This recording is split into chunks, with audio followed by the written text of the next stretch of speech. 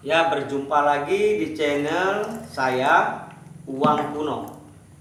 Channel Uang Kuno ini akan membicarakan bukan harga ya, bukan harga atau kualitas, tapi cara menjaga uang kuno agar awet dan bisa dijual dengan harga fantastis. Wow. Iya, seperti itu. Luar biasa.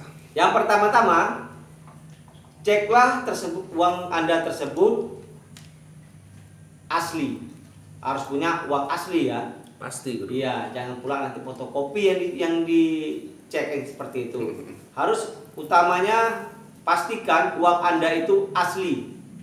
Nah, yang kedua, pastikan uang Anda itu utuh. Ya, seperti ini tidak ada koyak atau gripis ya. Nah, seperti ini. Ya, seperti ini ya. Yang ketiga, pastikan uang Anda tidak cacat atau bolong ya, kena staples atau kena noda ya, atau kena noda warna pudar seperti itu. Dan yang keempat, pastikan uang Anda itu belum pernah dipakai atau belum pernah dibelanjakan.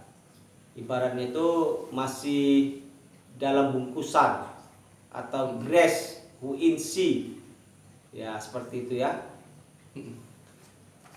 Dan yang kelima ya, kelima apa keempat tadi ya? Kelima ya. Kelima. Dan yang kelima, pastikan Anda menyimpannya jangan di bawah tempat tidur. Kenapa demikian? Karena uang itu nanti mempengaruhi uang itu tersebut lembab. Kenapa? Kita harus menyimpannya. Yang pertama, kita akan menaruhnya di plastik ya, seperti ini. Nah, seperti ini plastik. Siapkan dulu plastik seperti ini. Ambil uang ini tersebut, disimpan seperti ini ya, netizen. Ya, masukkan seperti ini. Ya.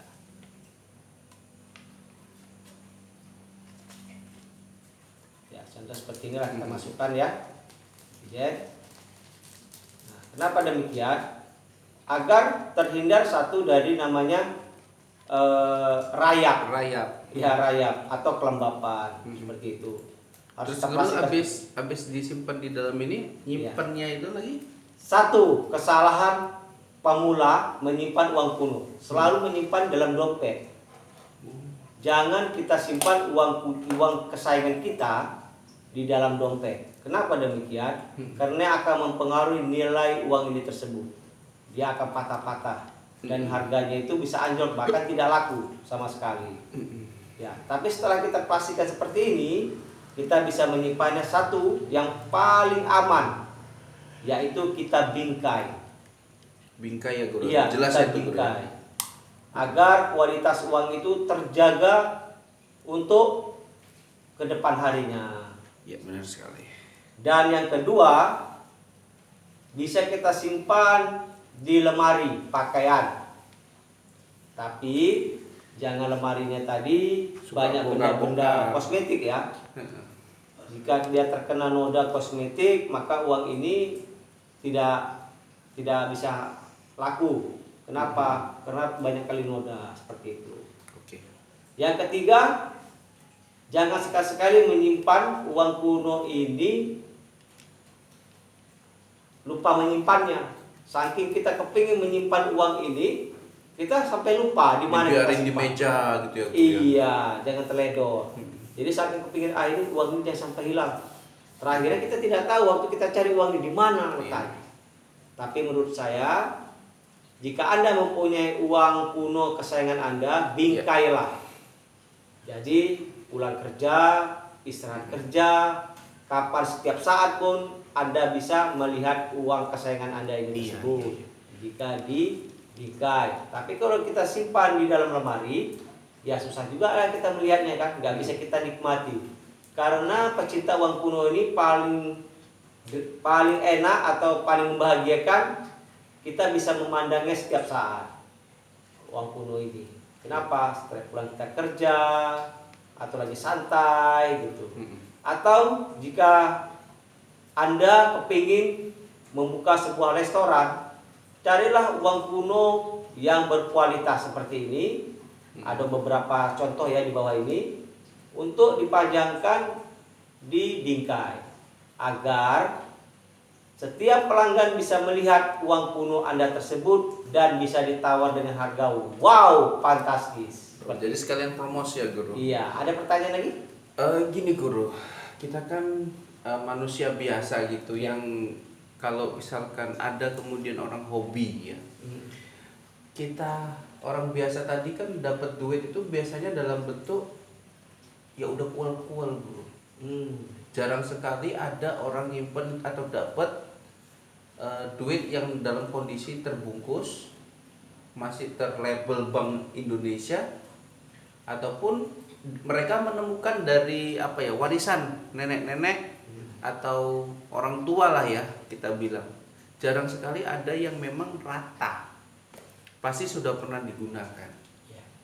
Nah, di antara yang batasan-batasan bagaimanakah yang masih diwajarkan yang uang sudah pernah digunakan itu Guru? Karena uang tua Guru, jarang sekali ada yang masih UNC seperti yang Guru bilang tadi sih. Memang terus terang dari sekian banyak uang kuno ini hanya yang selamat itu per 10%-nya saja. 90%-nya ada yang hilang, ada yang koyak atau bahkan ya berbagai kehidupan ya seperti itu. Jadi dari 100% percetakan uang Bank Indonesia itu waktu tidak berlaku lagi, hanya 10% saja yang tersimpan rapi. Ya, itu satu di museum, kedua para kolektor. Nah, orang kolektor pecinta uang kuno ini sangat berminat sekali menyimpan uang kuno ini. Bahkan mereka itu lebih sayang uang kuno daripada uang asli yang berlaku. Uang sekarang. Iya, uang asli maksudnya uang yang berlaku, yang bisa dibelanjakan seperti itu. Bahkan mereka itu menyimpan di berangkas. Seperti itu. Jadi mereka menyimpan di berangkas dan bergepok-gepok. Guru, ini terkait dengan uang juga.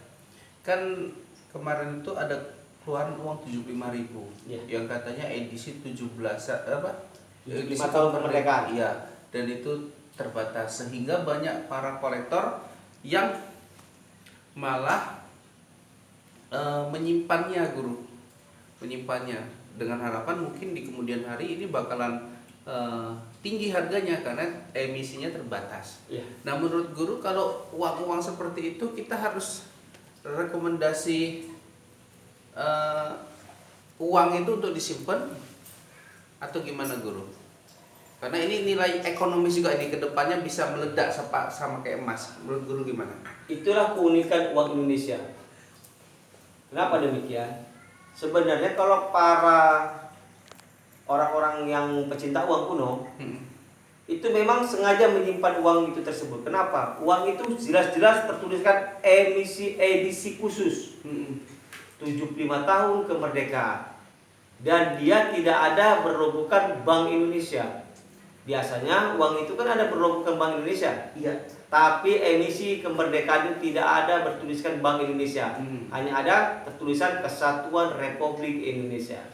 Jadi uang yang Rp75.000 itu seharusnya kita belanja Rp75.000, tapi di tingkatan kolektor itu bisa mencapai Rp1.500.000 keadaan UNC, bahkan belum pernah dibelanjakan.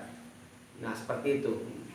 Jadi kalau untuk kayak gitu Guru dibeli banyak-banyak atau gimana Guru nyikapinya? Karena banyak kemarin pas keluar orang berbondong-bondong Guru. Ya, ada sebagian orang mengatakan itu tidak laku.